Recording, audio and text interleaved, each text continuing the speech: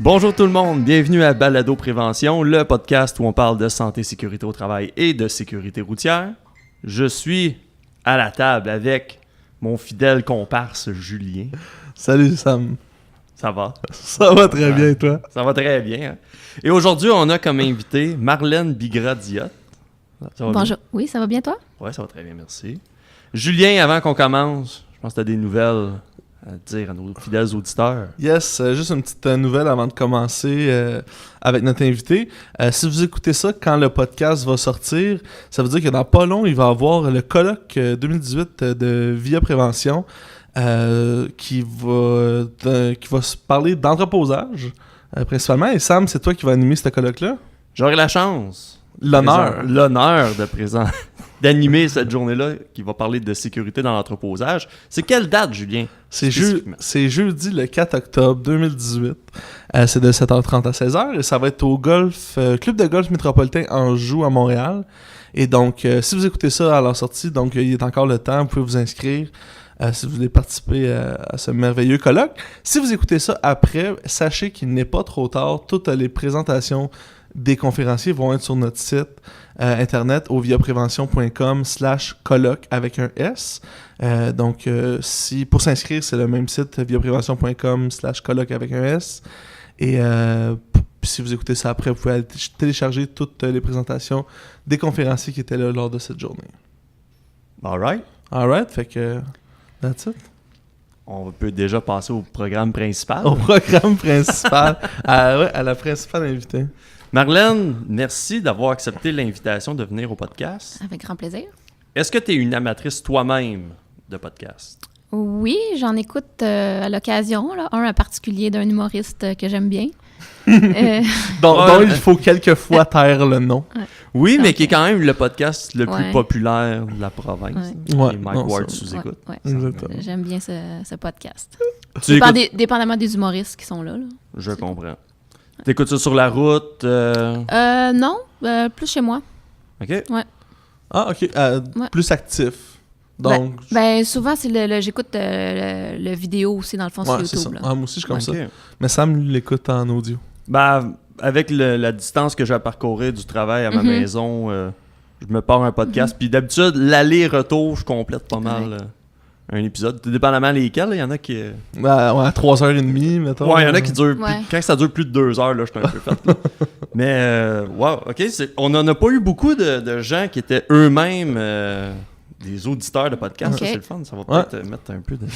Ça, on va connaître l'ambiance. Catcher à la veille, c'est ça, c'est bon. Ça. Marlène, je vais essayer de te présenter comme il faut. On dit agent des affaires du travail. Exactement.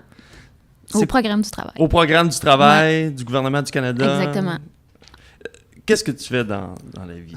Je suis, comme on peut dire, inspecteur en santé et sécurité. Là. On peut dire le même travail que les inspecteurs de la CNESST qui sont peut-être plus connus puis on entend plus souvent à la radio ou à la télé parce que c'est eux qui couvrent le plus grand nombre d'employeurs, dans le fond, au Québec. Le programme du travail est vraiment plus l'exception parce qu'on œuvre dans des secteurs qui sont très, très ciblés, qui sont la juridiction fédérale. Puis, donc, il y a quelques domaines là, on a quelques secteurs d'activité qu'on couvre uniquement, puis c'est vraiment juste là-dedans qu'on œuvre. Ça ressemble à quoi ces secteurs d'activité-là, pour avoir une brève idée? Oui, donc nous, ce qu'on couvre, c'est le transport routier interprovincial, international, donc les compagnies de camionnage qui franchissent les frontières des provinces ou qui iraient aux États-Unis.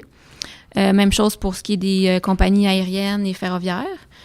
Les banques, tout ce qui est télécommunications, radiodiffusion, télédiffusion, les services d'expédition comme la Poste, UPS, Poste Canada, FedEx, par exemple, les meuneries, les minoteries et ministères fédéraux. Les ministères, c'est ça, gouvernement fédéral, sociétés d'État. Puis les milieux autochtones, les réserves, conseils de bande, on intervient dans ces milieux-là pas mal. Fait que vous avez des grandes entreprises. Oui, qui même peuvent pan-canadiennes, dans le fond. Là. Dans les plus grandes, je pense à des Via Rail, des choses comme par ça. exemple. Des grandes compagnies. Oui, on irait là, nous. OK. T'as dit télévision? Oui. C'est-tu comme les gens qui font de la technique de... Comme les stations de télévision. Fait mettons dans... Mais comme quoi, il se blesse dans Yamaska, c'est ça? Oui, par exemple. Ben, Ok, pas vraiment, les acteurs, pas nécessairement, parce qu'il y a comme une loi aussi pour la loi sur les statuts d'artistes. OK. Je pense pas qu'ils sont tous couverts nécessairement, là, mais les techniciens qui sont employés des compagnies de radiodiffusion, télédiffusion, ce serait eux. Les artistes, souvent, sont travailleurs indépendants aussi, là. Ouais, Donc, on ouais. les couvre pas. Mais oui, Ok, ceux fait qui sont que- employés, par exemple, de Radio-Canada. OK, parce que je me demandais si c'était comme, mettons, les gens qui font... je sais pas trop, mais disons, les gens qui s'occupent de la câblo-distribution. C'est Oui. pas nécessairement ça. On parle vraiment des gens... Moi, je tiens une caméra à musique... Mhm. à Radio-Can, ou je sais pas. Je peux être... Ça va être le Oui. programme du travail. Oui, Ouais? absolument. OK. Parce que c'est des sociétés d'État? Parce que Radio-Canada, c'est de la télédiffusion. Ouais. Donc, OK, fait que ça, c'est au provincial. comment? Parce que c'est au fédéral. Oui, c'est ça. OK, c'est ça. Pour ceux qui ne le sauraient pas, comment qu'on fait pour savoir si on est fédéral ou provincial? Premièrement, c'est pas un choix. C'est vraiment en fonction des secteurs d'activité. Ça origine de la loi de 1867, le partage des pouvoirs, dans le fond, là. Puis c'est certains types d'industries qui sont venus, qui ont été déterminés comme étant l'avantage du Canada. Puis c'est ces secteurs-là. Par exemple, c'est ça, si une compagnie fait du transport, traverse les lignes là, de la province, par exemple, à tous les jours, selon une fréquence, et ça doit être assez souvent, régulière et continue.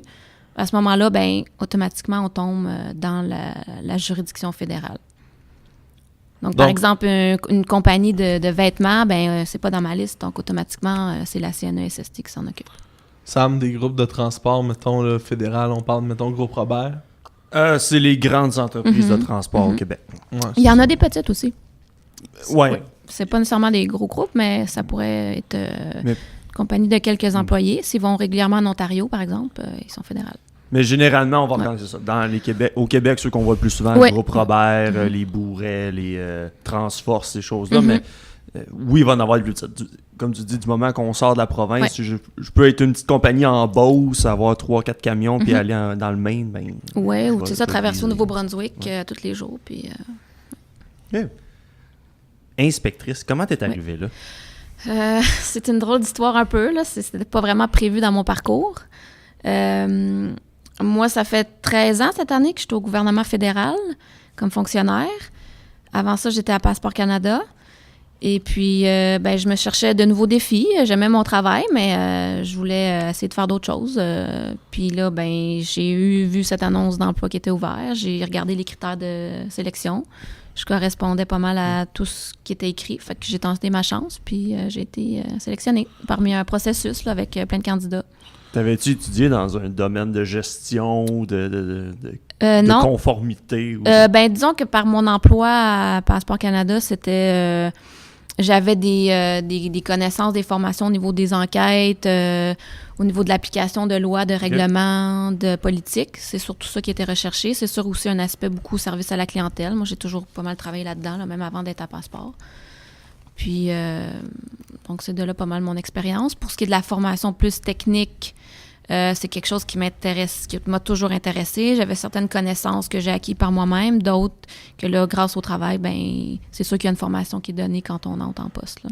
J'ai l'impression que c'est un travail qui demande une volonté beaucoup d'avoir beaucoup de formation continue. Oui, Parce que c'est pas une affaire de tu fais ton bac puis tu fais la même affaire Non. pendant 30 ans Non. toute ta vie. Là, Non. Je sais pas s'il y a vraiment des jobs, c'est comme ça, mais j'imagine. Là. Mais ouais, c'est ça, j'imagine qu'on arrive là, puis là, c'est que il se passe de quoi en transport. Hein? Je connais pas de transport. Non, exactement. C'est sûr que c'est bon de connaître la loi, mais après ça, il faut aussi connaître un peu le milieu, comment ça fonctionne. Il y a des règles de l'art pour chaque secteur d'activité aussi qu'il faut connaître. Ouais. Puis, à un moment donné, un jour, on est dans une compagnie de transport. Le lendemain, je suis dans une compagnie ferroviaire. Fait que c'est des environnements complètement différents, avec des types d'emplois qui sont complètement différents aussi, avec un langage aussi, là, le langage technique qu'ils utilisent. Quand on parle de camions versus des trains, c'est ça? Oui, mais eux autres aussi, ils ont des nécessairement, langages non. très techniques avec des expressions que tu comprends pas nécessairement la première journée quand tu débarques là. Est-ce que ça arrive des fois, peut-être avec l'expérience un peu moins, mais au début, ça arrive-tu de débarquer puis vouloir appliquer, là, comment dire, un texte de loi, quoi que ce soit, puis de se faire dire, ouais, non, ici, ça marche pas de même. ce secteur-là, c'est pas comme ça. On parle à d'autres personnes, on passe de manière différente. Puis, je sais pas, là, je demande ça c'est comme sûr ça. que la loi, c'est la loi. Techniquement, Oui, il non, faut que ça respecte la loi. C'est ça. Tous les milieux, je veux dire, sont contraints de De la respecter. Exactement. Mais il faut voir l'activité, il faut voir comment ça se déroule, c'est quoi les procédures de travail. C'est vraiment au cas par cas. C'est vraiment au cas par cas. Mais comme je te dis, il faut qu'à la fin, la loi soit respectée. Ben oui, là. c'est sûr. Sinon... C'est pour quelle raison que vous intervenez en entreprise? Parle de vous, là, on sait tout ça, mais le programme du travail en tant que tel, l'Organisation pour la qualité, c'est quel genre d'intervention vous faites dans les compagnies? Ben nous, on fait un peu de tout, là. Je te dirais qu'on ressemble beaucoup à la CNESST au niveau de nos interventions. Donc, c'est sûr que notre but premier, c'est de faire de la prévention. On va surtout là-bas pour s'assurer que la loi est respectée, là, que les employeurs respectent, puis employeurs-employés respectent la réglementation, qu'ils sont au courant aussi de la réglementation qui s'applique à leur entreprise.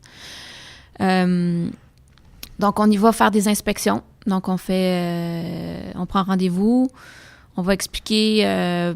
Souvent, on peut séparer les interventions dans une intervention qui va aller plus au niveau administratif, puis après ça, on va plus terrain, vraiment faire une inspection de tout le lieu de travail.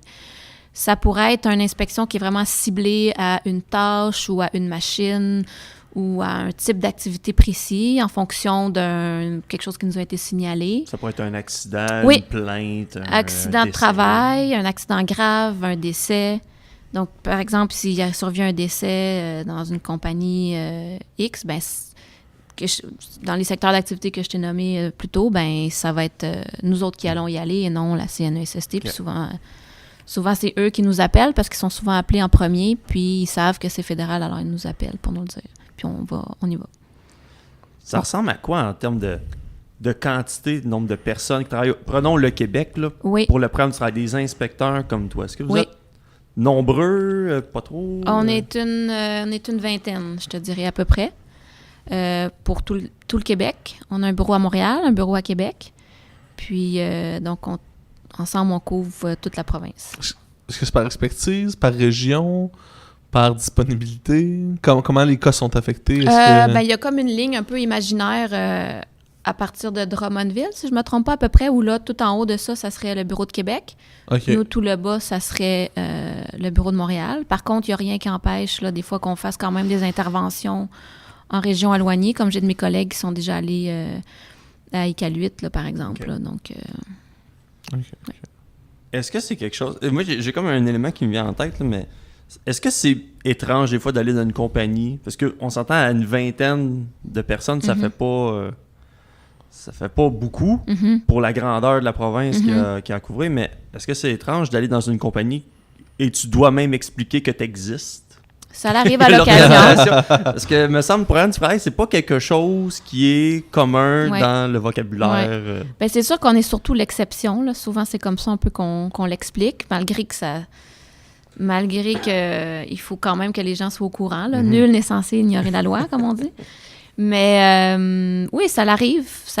Puis dans ces cas-là, ben, on s'explique, puis on se fait connaître. Puis on essaie, tout d'abord, on a une approche préventive, puis on veut se faire connaître. Donc, habituellement, on a une approche assez douce, là, je pourrais dire. C'est-à-dire de venir l'expliquer, puis d'appuyer, puis d'épauler aussi les gens là-dedans, de leur expliquer qu'est-ce qu'il faut faire, puis les ressources qui sont disponibles pour les aider. Puis s'ils ont des questions, si on est toujours disponible, s'il y en a qui ne savent pas trop comment tout mettre en marche pour être conforme, ben on les aide, malgré que c'est pas toujours le cas non plus. Là. On a aussi, on applique la loi aussi, puis si on voit des choses qui sont dangereuses ou il y a des accidents graves ou des décès, ben là, à ce moment-là, disons qu'on est plus ferme. Oui, c'est ça. Ben justement, quand on avait reçu Simon Boily, qui lui est inspecteur... c'est quoi le titre exactement, Sam? Inspecteur à la CNESST. Ah, c'est inspecteur, ok. Je savais pas si c'était comme inspecteur du travail, quelque chose comme ça. Non, ils ont des termes plus simples au Québec, là, au provincial. Qui était inspecteur pour la CNESST, puis il disait, c'est ça, nous autres, moi je me lève le matin, mon but c'est pas d'aller donner des tickets. Ben non. Le but c'est d'aller éventuellement aider à sauver des vies. Exactement. Ou à faire des aspects sécuritaires. Ouais. Et je me demande, vous, parce que ce que j'ai cru comprendre en regardant un peu là, la description du programme du travail puis en parlant avec Sam, c'était que ici, au Québec, il y a la CNESST, il y a des ASP pour les secteurs majeurs. Vous, au fédéral, l'équivalent des ASP, il n'y en a pas. Non. Et donc, non. est-ce que vous agissez aussi autant en termes d'autorité que de bureau conseil ou quand ça marche? C'est sûr qu'on est l'autorité là, Ouais, qui fait en appliquer le première code place. canadien, mais s'il y a des gens qui ont des questions en lien avec la réglementation, on est là pour ça. OK. Fait que, disons, une compagnie qui appelle qui est au fédéral, la personne... J'essaie de voir, mettons, moi, je suis une compagnie au Québec, puis je sais pas, je suis fédéral ou provincial. Je suis fédéral, j'appelle chez Via Prévention. Il Nous, peut... on va les aider, là. On va les aider, c'est juste que nos prix sont un petit peu différents. OK. Parce qu'ils sont pas membres. Exactement, parce Ok. que les membres payent mensuellement même leur cotisation à la CNSST, donc on leur charge un prix ami, on peut dire. Tandis que si un transporteur fédéral nous appelle pour un cours, mais on va juste adapter le prix vu que lui nous paye une fois pour un service. Ok. Ouais, c'est ça. Par contre, s'ils veulent établir la juridiction où ils ont des questions, on est la seule autorité qui peut déterminer s'ils sont fédérales ou non. Parce que dans certains cas, ça pourrait être assez complexe. Ouais, c'est ça, je me dis. là. Donc, dépendamment de l'entreprise ou des secteurs d'activité, là, il y a vraiment, comme les compagnies de télécommunications, il y a des sous-traitants de grosses compagnies qui peuvent être de juridiction fédérale, mais à ce moment-là, il faut vraiment aller faire une analyse approfondie de leur activité bien précise là, pour déterminer s'ils correspondent à ce qui est prévu pour qu'ils soient de juridiction fédérale. Des fois, ça peut même être très long aussi, des enquêtes de juridiction. Mais c'est pas la majorité des cas, mais ça peut arriver. Non, c'est ça. Et je me demandais, ici, on vit un peu, je dis, on a des conseillers chez Via Prévention qui vont dans les entreprises, dans des cours des formations. Mais toi, de ton bord, c'est vraiment, c'est un truc peut-être un peu plus au niveau de la juridiction de la loi, là, dans le fond, appliquer la loi. Est-ce que, parce que quelque chose qu'on dit souvent, c'est on sait les cas qu'on a échappés, mais on sait jamais ceux qu'on a sauvés. Ouais, ça, on le sait pas, c'est ça. Est-ce que quand même, à long terme, là, c'est 12 ans que tu as dit tantôt, que depuis que tu es au programme Oui, du travail? non, moi, ça fait 13 ans que je suis 13 ans, c'est ça. au gouvernement du Canada, ok. mais au programme du travail, ça fait 2 ans. OK, 2 ans. Ouais. Mais en 2 ans, ou peut-être même si tu de voir qu'est-ce que ça en vient un peu, est-ce que c'est possible de voir un peu les fruits de ce travail-là? Ah oui, définitivement. Ouais. Même récemment, tu vois, c'est pas le fruit de mon travail, mais c'est le fruit d'une collègue en particulier que j'ai assuré un suivi d'un de ses dossiers.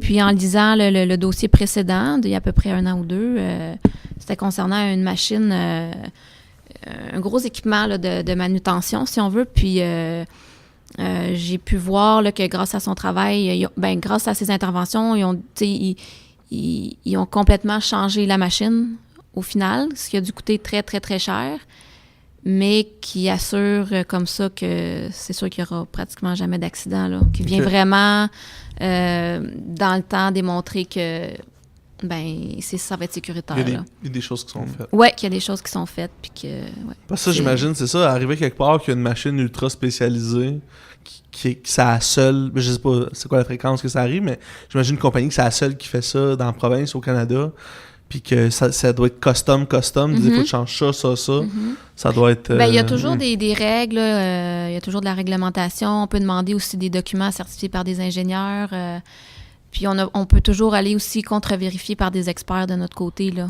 pour s'assurer que ça respecte les règles de l'art, puis ça respecte là, ce qui doit être fait. Il y a un concept, le fun, qui existe dans la réglementation fédérale, qu'on a juste pas nommé au provincial, c'est le système de responsabilité interne. Mm-hmm. Alors, ça a l'air... Explique-moi, Samuel, je ne sais pas ce que c'est. Vite, bien simplement, dire c'est que les problèmes devraient se régler à l'intérieur de l'entreprise. Ouais. Les parties, les gens qui sont là sont les mieux placés pour trouver une solution. Absolument. Donc, et que de voir les parties externes... Là, j'ai l'air de comme si je simulais de vouloir donner une réponse, mais je me cherche c'est dans vraiment, ton là. exemple d'une machine ultra spécialisée, savoir comment qu'on devrait faire pour la rendre sécuritaire selon les lois, les règlements. mais ce serait de dire, les personnes qui travaillent avec cette machine-là, assisez-vous puis pensez-y. Mhm. Vous êtes probablement les mieux C'est placés ça. pour savoir, avec votre utilisation, avec vos nanana, quelle est la meilleure solution. Donc, Puis l'intervention de l'inspecteur, de l'agent se fait Mhm. si jamais on en arrive à... Oui, on peut être là pour rappeler aussi la loi. Il y a des règlements qui sont très précis dans certains domaines, comme au niveau de l'éclairage, du bruit, de la manutention, des espaces clos. Donc, il faut qu'au minimum, ils respectent ces exigences-là. Puis après ça, ben, ils peuvent aller plus loin. Là. Ouais. Mais, donc, et en quoi est-ce que c'est, tu dis au fédéral, ça l'est plus? Ben, en fait, c'est qu'au fédéral, c'est plus... La gestion de la santé-sécurité, on dirait qu'elle est plus structurée. OK. Il y a des documents officiels qui sont demandés, il y a des actions... Il y a des sont très, très processus précis. aussi qui sont détaillés. Exactement. peut-être plus. Tandis qu'au provincial, la loi sur la santé-sécurité dit pas mal, employeur, gérez ça et faites en sorte qu'il n'y ait pas d'accident. Mhm. Ok, je Ce qui est pas comprends. mal plus... Ce qui est plus... libre, qui amène moins de contraintes, si on peut dire. OK. Mais en même temps, moins de contraintes veut dire aussi, ben, j'ai pas vraiment de guide pour faire mes affaires. Tandis Moins que- d'encadrement. Exactement. Donc, quand un inspecteur fédéral se présente en entreprise, puis il va dire, en tant que gestionnaire, tu dois être formé sur les risques que tes travailleurs rencontrent, tu dois avoir un comité absolument, tu dois avoir un programme de prévention. Donc, on vient vraiment te dire, voici le chemin à suivre, ce qu'on n'a pas au provincial. Donc, des fois, pour certaines compagnies, ça va faire leur affaire de ne pas être trop guidé, de pouvoir gérer leurs affaires comme ça leur tente. Et il y en a qui vont apprécier justement la structure fédérale. Là. Mais c'est deux manières de C'est voir ça. les choses. C'est ça, c'est des angles, vraiment. Parce Ouais. que, tu sais, vite comme ça, j'essaie d'imaginer, s'il y en a un qui est meilleur que l'autre, j'imagine que chaque compagnie va vraiment sentir que c'est selon beaucoup de choses. Justement, la responsabilisation à l'interne, de savoir est-ce que... Bon, c'est ça. Il y en Ça a-tu dépend, un mieux que l'autre? Non, c'est ça. J'en ai aucune idée. Mais C'est moi, structuré. ce que j'aime, ayant étudié en administration, Mhm. de savoir qu'il y a des étapes de déjà déterminées, des sections d'éléments à établir, je sais où m'enligner.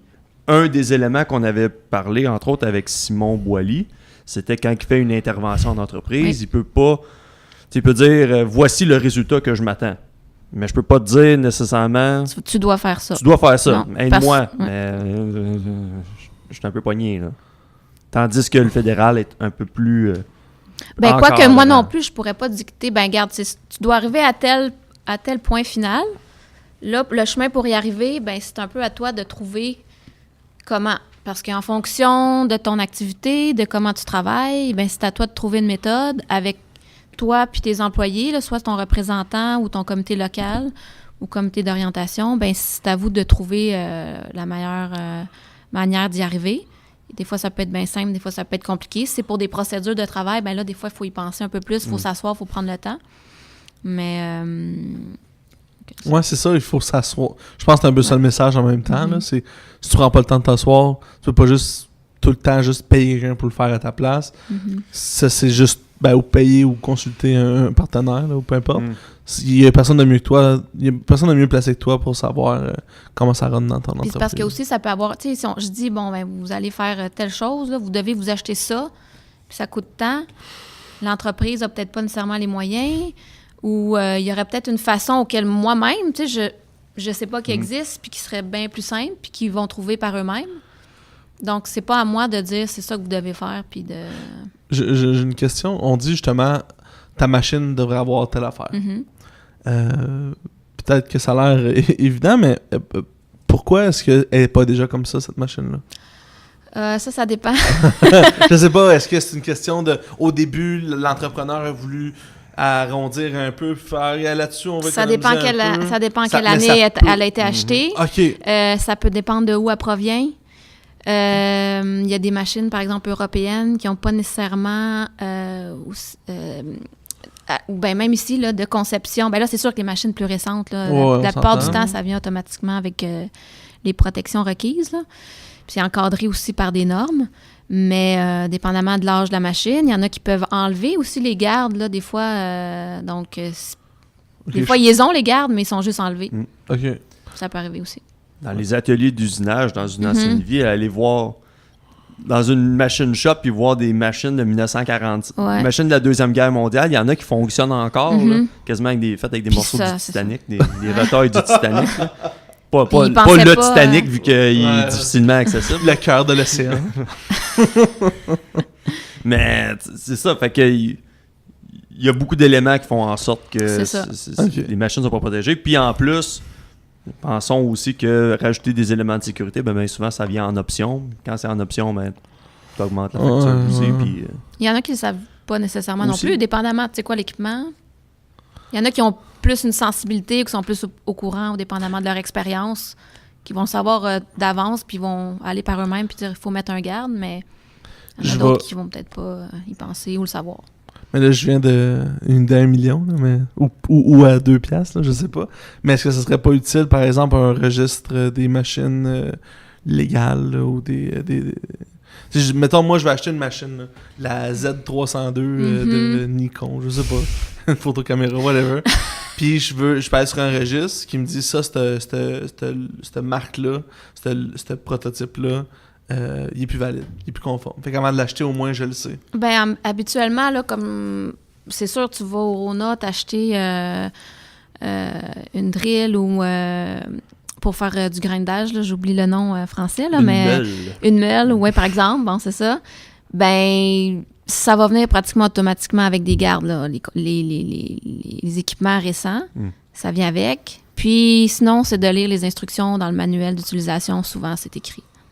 Qu'est-ce qui est écrit? Ben, Utiliser comment le bon comment usage? l'utiliser, le garde, ben, où est-ce qu'il doit être? Souvent, c'est déjà là, puis des fois, tu peux les enlever, des fois non, ça dépend. Mais ça dit vraiment comment l'utiliser, puis où est-ce qu'il devrait avoir un garde. Mais encore là, tu vois, récemment, je suis allée dans une entreprise, puis il y avait une grosse scie, puis on a remarqué qu'il semblait manquer un garde à un endroit. On a cherché avec le numéro de modèle sur Internet.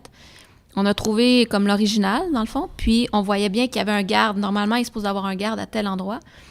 Puis là, de cette façon-là, ben, on a pu le montrer à l'employeur, puis il l'a commandé, puis il l'a fait poser.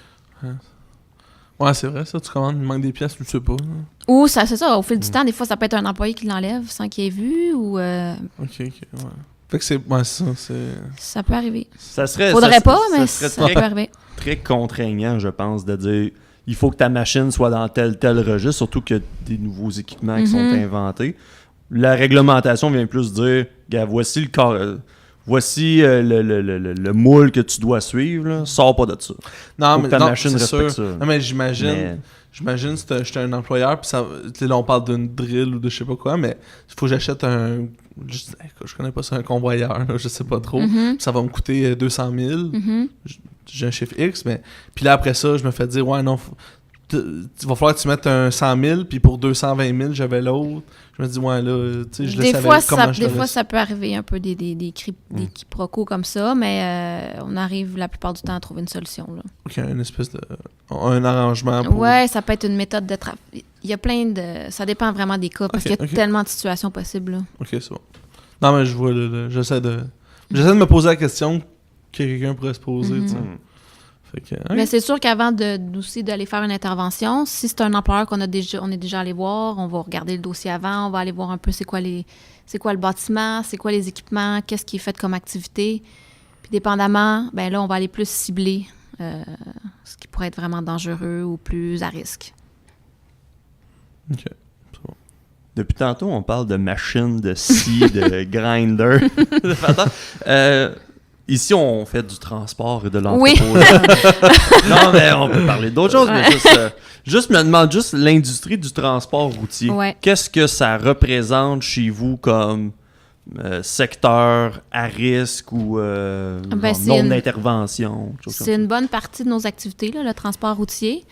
Il y a à peu près là, au moins un quart de nos entreprises qui sont dans le secteur routier. Donc, ça représente une bonne partie. Il y a beaucoup d'accidents aussi dans ce secteur-là. Donc, une manutention aussi, là, avec des chariots élévateurs ou des choses comme ça. Donc, on va beaucoup visiter ces secteurs-là. Y a-tu... T'as mentionné le mot problème de manutention, trouble musculo-squelettique, j'imagine. Ou avec des chariots. Ou les chariots, là, c'est ça, la coactivité, là. OK. Le chargement, déchargement. Y a-tu... Parce que là, on parle à grandeur de la province. Y a-tu quelque chose... À grandeur de la province, même du Canada. Vous avez d'autres collègues dans d'autres provinces. Mais... Y a-tu un dossier que vous faites comme « Ah, ça, là, ça va s'en venir ici » ou « Ça, là, c'est en train de prendre l'expansion puis ça devient de plus en plus problématique à gérer. » Je pense à, mettons, là, la gestion de l'alcool et des drogues. Là. Mettons, là.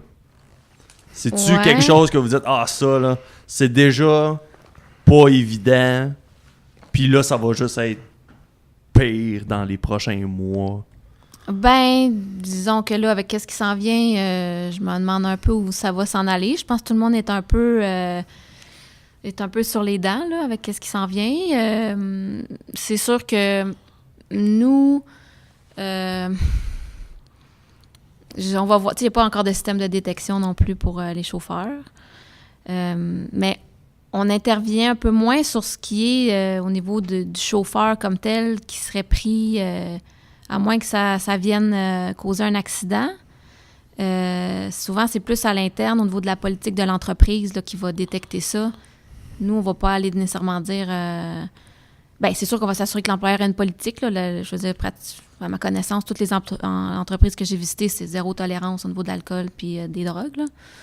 Mais moi, ça ne m'est jamais arrivé qu'il y a eu un accident ou un décès à cause de ça. OK. Donc, OK. Ben, ça, de toute façon... Moi, j'avais l'impression que dire « Ah, ça, là, c'est contributif dans les accidents routiers, puis que là, ça va juste être un dossier là, ingérable, parce que c'est un peu ça ce qu'on entend sur... Mais c'est parce que, mais comme on dit, dans ton cas, c'est pas une question nécessairement de... Parce que ça va revenir à la formation des gestionnaires, ça va revenir... la gestion à l'interne au niveau de l'application de la politique de l'employeur. Ouais, c'est ça.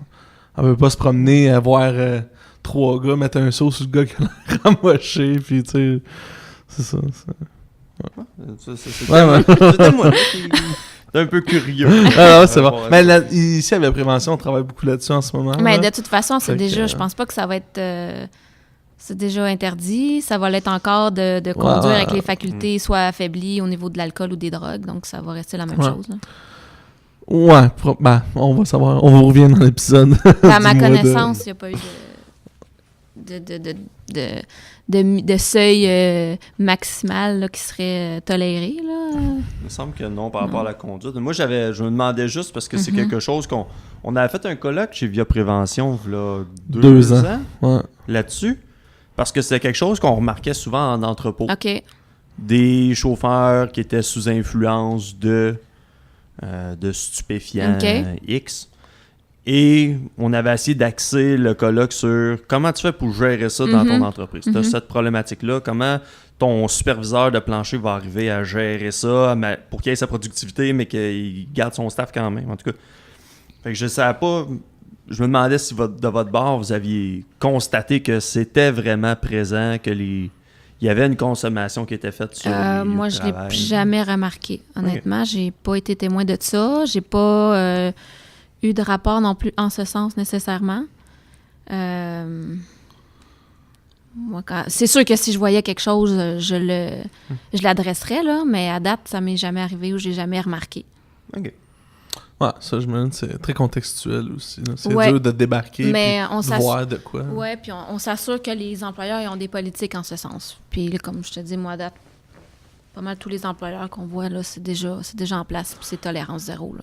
Quand vous arrivez quelque part, justement, toi et tes collègues, mettons, c'est pour une machine X ou pour un truc de transpalette ou peu importe.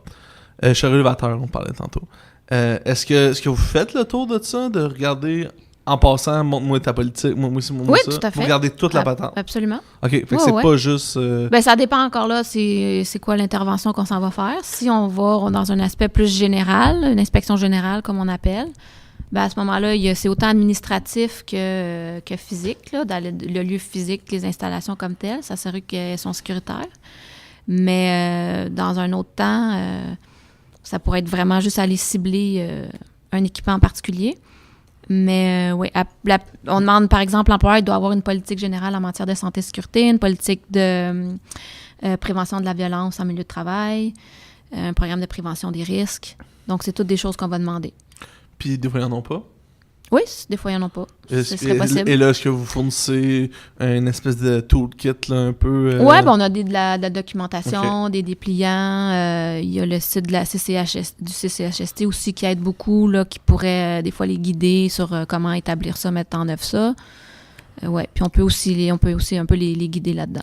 OK, c'est bon. Mais la plupart du temps, les entreprises en ont, mais ça pourrait arriver. Ouais. OK.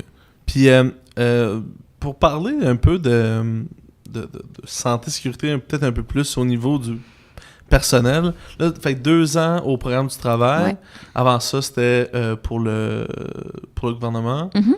Est-ce que toi, personnellement, est-ce que tu sens que ta notion de c'est quoi la santé, sécurité, et peut-être même pas nécessairement au travail, juste santé, sécurité, a évolué, et ça a passé de où jusqu'à quoi, si oui? Oh my God, je te dirais, c'est clair que ça a évolué beaucoup, là. C'était déjà quelque chose auquel je faisais attention, mais là, c'est sûr, c'est à un autre niveau, là. Puis, tu sais, je suis plus vigilante aussi, juste quand je me promène ou que je vois des gens travailler. Souvent, je m'arrête, même si c'est en construction, si je regarde, puis c'est quoi qu'ils font, puis comment ils sont installés, puis... donc, c'est sûr que je suis beaucoup plus vigilante par rapport à ça. Puis, j'ai acquis tellement de connaissances...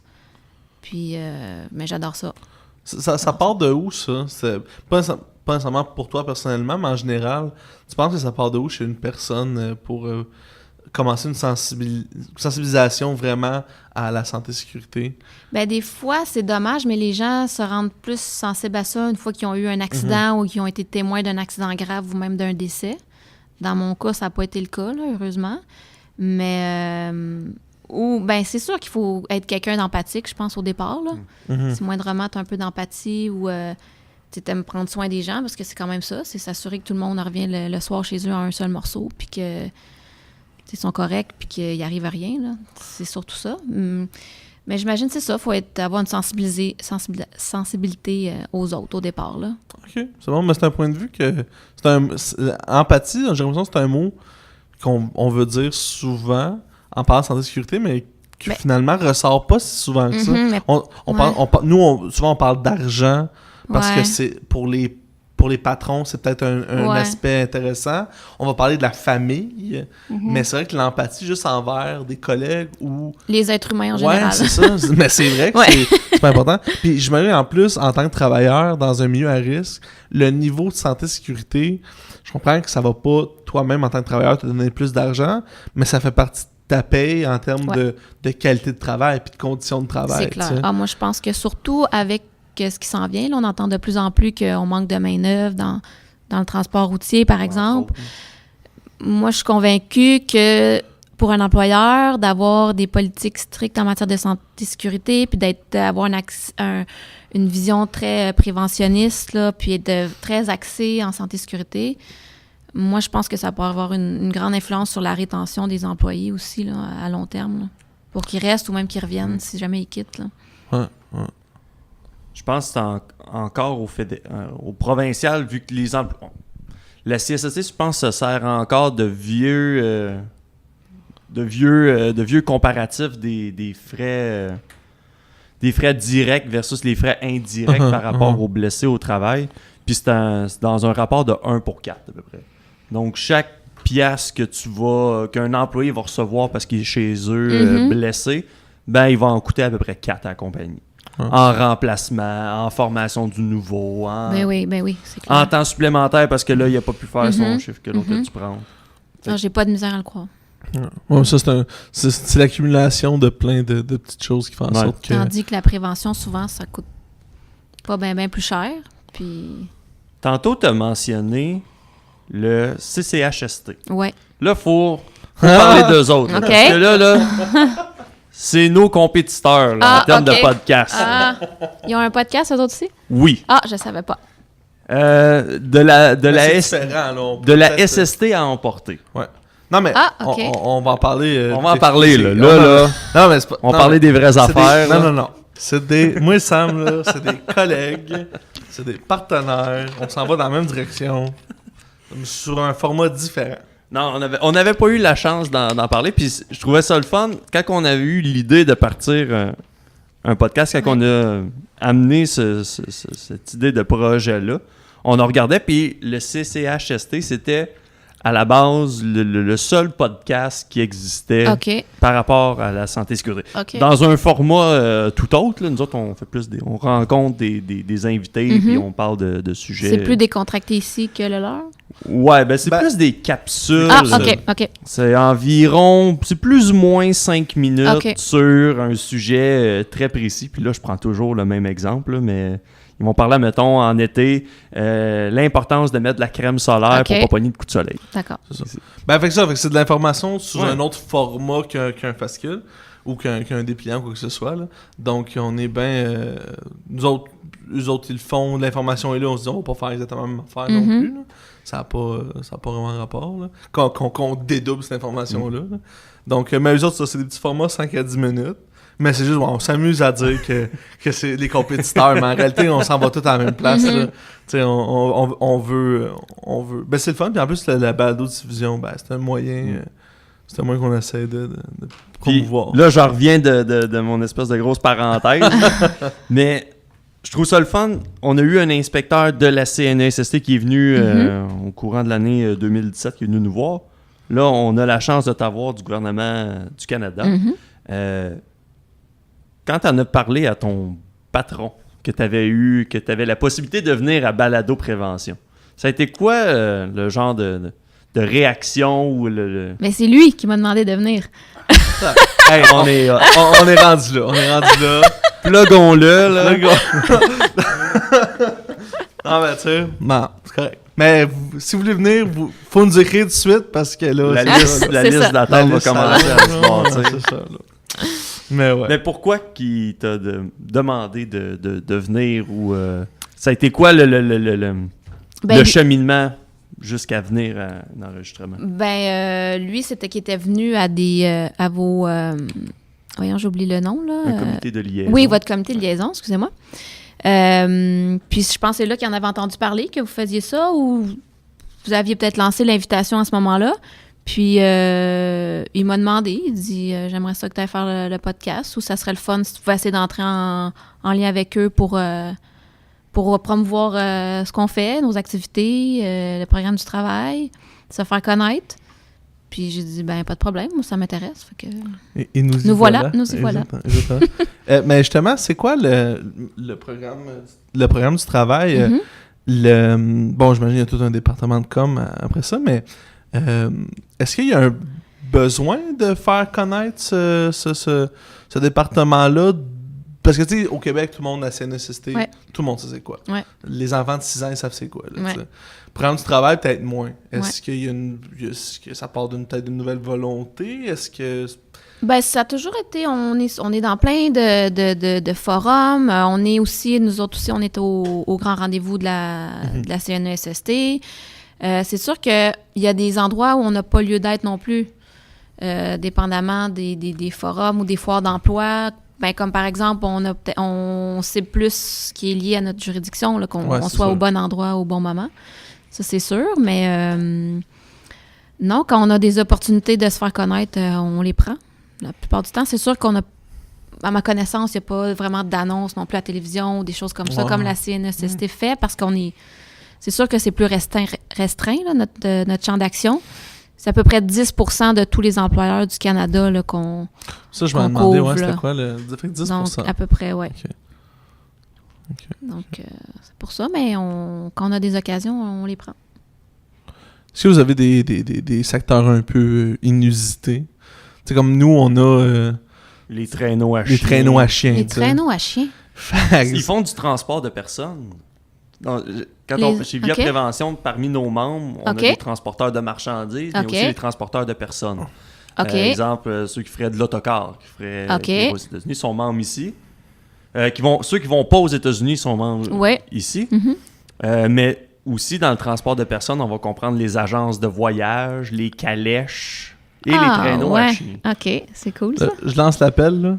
Si on peut avoir quelqu'un, un traîneur de traîneau à chien, là. Ben, non, techniquement, c'est les chiens. Les chiens traînent, ouais. C'est une invitation. J'en veux un au podcast, ça serait... En chemin vers Québec, là, où il y a un gros husky en bois, là. C'est ça. Puis on pourrait faire le podcast en train de rouler. En tout cas, j'ai des idées, là. Ça serait vraiment nice. Chacun sur son traîneau avec... En tout cas, on pense à ça. Mais live en traîneau à chien. Ouais, exactement. C'est vraiment un Facebook Live. Mais est-ce qu'il y a des choses qu'on penserait pas, là, des métiers un peu... Oh là là. Ou peut-être pas, ou peut-être que... Ben, vite fait comme ça me...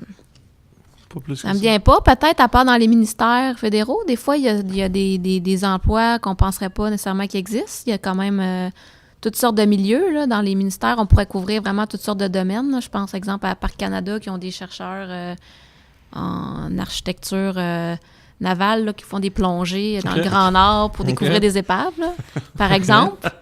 Eux autres, ça serait couvert par nous. OK. Par exemple.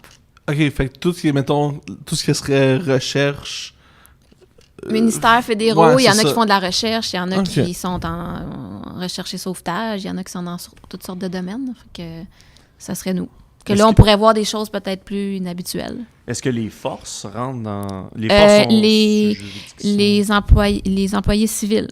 Okay. Mais les militaires, c'est pas de notre juridiction. C'est qui? Ben, c'est eux-mêmes, c'est à part. L'armée, c'est vraiment... Ils sont comme autonomes. Ah, OK. Ouais. On les a pas froissés. C'est ça. Non, j'ai pas. C'est ça, là, moi. Mais quoi qu'on est en relation avec eux, parce que souvent, c'est des superviseurs militaires qui seraient ou qui peuvent être... les employés civils peuvent être sous leur employeur pour être un militaire, donc on est quand même en contact avec eux. Il y a un lien, mais c'est pas... Oui, mais dans un certain sens, ils sont un peu obligés de respecter le code canadien pour les employés qui sont là. Donc, il y a un peu un mix des deux, là, mais on pourrait pas mettre en infraction comme telle... Ben encore là, ça dépend. Mais non, c'est ça, ouais, bon. On tombe dans le comprenez le principe un peu. Ouais.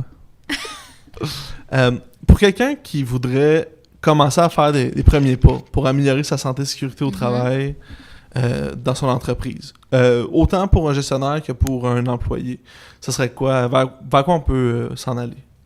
Ben c'est sûr qu'au départ, la première chose qui vient en tête, ce serait peut-être le programme de prévention des risques. C'est sûr que c'est une obligation pour toutes les entreprises, mais s'ils n'en ont pas, ben ça serait de commencer à mettre ça en œuvre. C'est-à-dire que c'est un programme qui va venir documenter tous les risques qui seraient présents dans le lieu de travail en fonction des tâches qui sont faites et par type d'emploi.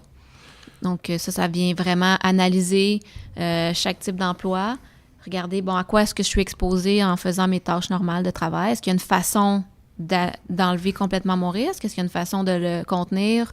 Ou est-ce que je dois mettre des mesures en place pour essayer de contraindre mon risque si je ne suis pas capable de l'enlever complètement? Ça ressemble à quoi au programme du travail, la gestion, le programme de gestion de risque?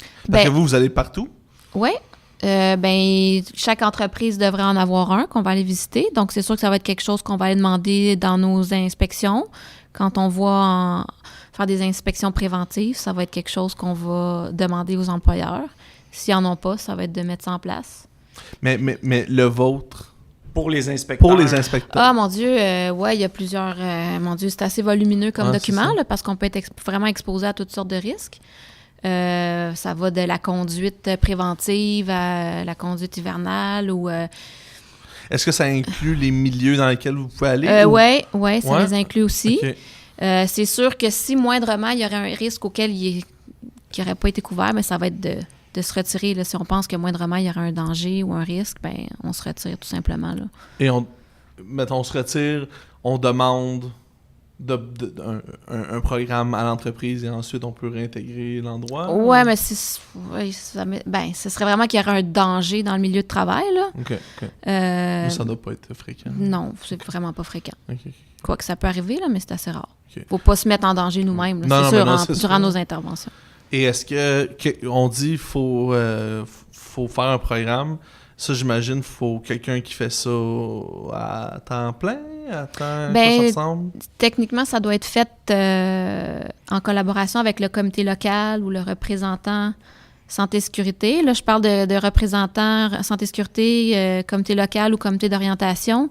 C'est en fonction de la grosseur de l'entreprise. OK. Ça, c'est des comités facultatifs ou sont obligatoires? C'est obligatoire pour toutes les entreprises. Si l'entreprise a moins de 20 employés, il doit avoir obligatoirement un représentant en santé-sécurité, qui est un membre employé, qui doit être choisi par les employés, puis qui va avoir toutes les fonctions là, de représentants qui sont attribuées dans le code.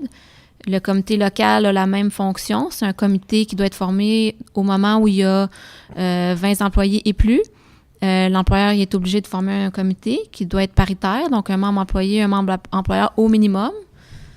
Ça pourrait être plus, mais il faut toujours qu'il y ait plus d'employés que de membres employés que de membres employeurs. Puis le comité d'orientation, c'est du moment où il y a plus de 300 employés. Mais ces comités-là, dans le fond, c'est vraiment, quand on parlait de système de responsabilité interne, là, un petit peu plus tôt dans l'entrevue, ben c'est vraiment, ils ont plusieurs attributions qui sont dans le texte de loi du Code canadien du travail, à la partie 2. Puis c'est vraiment, ils ont un rôle de faire les inspections dans le milieu de travail, de faire des recommandations à l'employeur. Il doit être consulté à chaque fois qu'il y a un risque en milieu de travail ou qu'il y a des changements qui seraient en lien avec la santé et sécurité qui doivent être apportés. Bien, l'employeur il est obligé de consulter son comité. Puis l'employé a aussi, le comité local ou le représentant, ils ont aussi un pouvoir de recommandation à l'employeur. Puis ils sont vraiment inclus dans les différents processus, par exemple, pour le refus de travail, s'il y a des plaintes en matière de santé et sécurité, bien, ils doivent faire partie du processus là, à toutes ces étapes-là. Puis, j'imagine... Ça, c'est pour quand on dit c'est obligatoire, c'est au fédéral ou c'est provincial aussi? Fédéral. Au fédéral, OK, c'est ça. oui. Puis là, ben, peut-être Sam, tu peux embarquer là-dessus, mais au provincial, je pense à des compagnies là, vraiment avec très peu d'employés. Une première étape comme ça pour dire je veux faire, alors qu'il n'y a pas nécessairement quelqu'un de désigné, est-ce qu'on... Il y a comme deux affaires là-dedans auxquelles je pense. Juste distinguer le fédéral-provincial. Au fédéral, on oblige la création d'un comité, tandis qu'au provincial, on le permet. OK, Donc, nous, c'est vraiment... Okay. Ouais. Le fédéral, il t'oblige à avoir un représentant ou un comité. Au minimum, un représentant, Ouais. c'est ça. Après ça, sinon, c'est en fonction de la grosseur. Mais par exemple, le comité d'orientation, si vous êtes plus de 300 employés, il doit avoir un comité d'orientation, mais aussi un comité local sur le lieu de travail. Le comité d'orientation va venir plus définir des grandes orientations ou cibler des interventions en particulier ou des risques peut-être plus, ou comment on dit, excuse-moi, j'ai un plan de mémoire, va venir cibler des orientations que l'entreprise pourrait prendre ou dire, bon, cette année, on va cibler tel type de risque, on va mettre l'accent là-dessus, faire beaucoup de prévention sur, par exemple, je sais pas, le travail en hauteur, exemple. Puis, ils peuvent aussi répondre à certaines questions de santé-sécurité ou des enquêtes qui seraient plus complexes, ils pourraient y participer aussi, par exemple.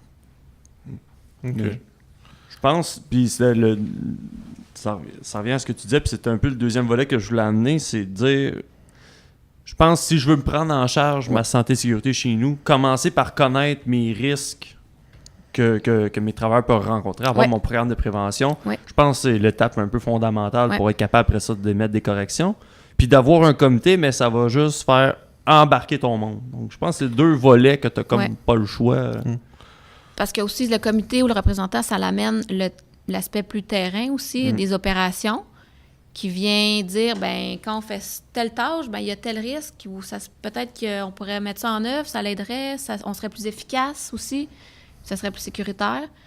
Donc, ça a vraiment un but de trouver des solutions à l'interne, en équipe, autant employeur, puis ça soit fait de façon paritaire, employeur-employé, qui trouvent des solutions ensemble, puis qui règlent les problèmes. OK. Puis il y a un processus d'escalade, qui est le processus de règlement interne des plaintes qui est prévu dans le code. Puis à un moment donné, là, si ça escalade, ben ça nous amène à un point où la plainte pourrait nous être amenée à nous en tant qu'inspecteurs, et là, on pourrait venir trancher un problème de santé et sécurité dans le milieu de travail. C'est un autre des aspects qu'on a à couvrir aussi dans nos fonctions.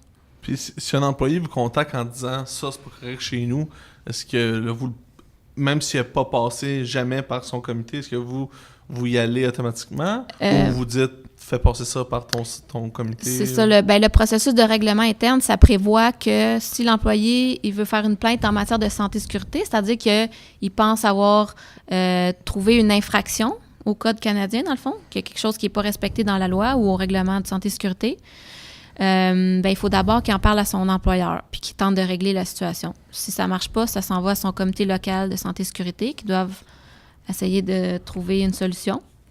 Si là, ça ne fonctionne pas, là, ça peut nous être amené. Mais nous, pour pouvoir intervenir, on doit s'assurer que les étapes ont été suivies. Okay. Mais ça se pourrait que ça soit une entreprise qu'on ne soit jamais allé, aussi, qu'il n'y ait pas de comité local. Là, à ce moment-là, on va venir couvrir tous les aspects, là. S'assurer de venir mettre ça en œuvre s'il n'y en a pas nécessairement. Puis on va aller constater qu'est-ce qui se passe. Puis c'est quelque chose de majeur, là. C'est une nouvelle compagnie. Le comité existe, ça fait 1 an qu'on roule. Moi, je découvre une faille là, X que je me rends compte à tous les jours, je passe à ça de me couper la main. Est-ce que y a-tu une espèce d'état d'urgence X qu'on on a une ligne d'urgence qui est 24 heures par jour, 24 heures, 7 jours sur 7, qui est sur notre site Internet. Parfait. Donc, en tout temps, là, s'il y a une urgence, un refus de travail, un décès, un accident grave, et nous appelle. Nous, on a toujours un agent qui est en disponibilité, qu'on appelle, là, qui est sur appel, moindrement à toute heure du jour, de la nuit, qu'il arrive quelque chose, on est prêt. Ah, c'est bon, ça. Ouais. Y a-t-il quelque chose d'équivalent au Québec? Les inspecteurs de la CNESST, c'est la même chose. En cas d'accident grave, mortel. Il y a toujours quelqu'un qui est ouais, non, mais ça, oui. Mais j'imagine un cas qui est entre l'urgence 911 et l'urgence de ouais, non, je peux pas faire ça, tu sais, je peux pas. Mais j'imagine que ça commence toujours par un refus de travail. Ça peut être un refus de travail, ça peut être ça, mais dépendamment de la situation. Ouais, c'est ça. Mais non, mais j'imagine, tu sais, moi, je refuse de travailler, puis je vois qu'il y en a un autre qui va prendre ma place, tu sais. Puis lui, il est bien prêt à le faire, mais moi, je vois bien qu'il peut se couper un bras de même. Non, là. techniquement, si on fait un refus, la tâche, ça doit cesser. Là, Ah, ok, ouais, c'est ça, je savais pas. Ouais. Ok, un refus de travail amène la tâche cesse. Il faut qu'il signale à son employeur qu'il fait un refus. Puis à ce moment-là, il y a le processus qui s'enclenche, c'est-à-dire que l'employeur doit faire enquête absolument immédiatement. Ce qui est un peu, encore là, le fait d'être savoir si on est fédéral ou provincial, ça va affecter le droit de refus parce que c'est pas le même. Okay. Provincial, tu as le droit de permettre le travail. Si la personne, la deuxième personne est informée de pourquoi la première a refusé. Ok, mais elle doit être obligée d'être... Ouais. Toi, tu veux pas le faire, t'as peur de t'arracher une main. Ouais. Ben, si l'autre, le deuxième, dit « Ah, moi, je veux le faire », mais il me semble que c'est comme toléré, mais je suis pas certain. Je suis pas au courant de la loi provinciale. Les processus sont pas pareils. Ok, c'est différent, vraiment, ok, c'est bon. Mais quand même, je trouve ça important. Mais je trouve ça fun. Faut se référer aux lois, aux étapes. Là, puis nous appeler, en cas de doute, nous appeler. On est toujours disponible. Mais vous, recevez-vous souvent des appels, puis finalement, vous dites c'est du provincial, puis là, vous les redirigez dans le fond? Souvent, ça arrive à l'occasion, mais le centre d'appel, il trie... il y a une première étape qui est un triage là, au centre d'appel, qui prenne en compte toute l'information. Puis nous, ce qui nous est transféré, habituellement, c'est ce qui est fédéral, mais encore là, ça peut arriver que c'est provincial. Okay. Puis on les dirige au bon endroit, on donne les numéros de téléphone qu'il faut. Je pense que, tu sais, bon, je travaille un peu plus informatique comme communication chez Via Prévention. Puis quelque chose, des fois, qui semble important de clarifier, c'est que souvent, du moins dans tout ce qui est partenaire comme nous autres, là, CNESST, les ASP, ce qui est gouvernemental, même si vous appelez pas à la bonne place, vous allez finir à la bonne place. On va finir par vous envoyer à la bonne place. Des fois, je pense que le monde s'empêche d'appeler parce qu'ils savent pas exactement où aller. Puis, je me dis, ça dépend des endroits, mais une place comme Via Prévention, il n'y a pas de machine. Il n'y a pas de robot, il n'y a pas une affaire de choisissez le 1, le 2, le 3. Ouais, c'est ça. Ben, il y a des places qu'on n'a pas le choix, puis c'est correct. Ouais. Mais il y a beaucoup je pense que les gens, des fois, peut-être qu'ils ont peur que ça soit plus complexe et plus... Tu sais, la tour des fous là, dans Astérix, là. Alors que c'est vraiment plus simple que ça, là, dans la majorité des cas, je crois. Donc, juste d'inviter les gens qui écoutent de pas hésiter à poser des questions. C'est ça. Puis si vous appelez puis vous êtes pas dans une place, ben nous, on a toutes les on le sait où vous dirigez là, dans 99% des cas. Là. Fait que n'hésitez pas. Je pense qu'on va conclure là-dessus. C'est ça, mon Dieu. Sur ce message d'espoir. Là. Ouais, j'étais parti. Fait que, ouais. Marlène, merci beaucoup d'être venue à l'émission. Ça me fait plaisir. C'était-tu ton premier podcast? Yes. Oh. J'espère que c'est pas le dernier. Oh, yes, sir.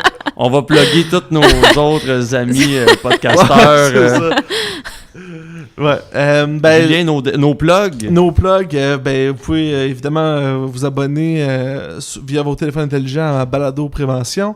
On est sur Facebook sous le nom de Via Prévention. Même chose pour YouTube, Twitter.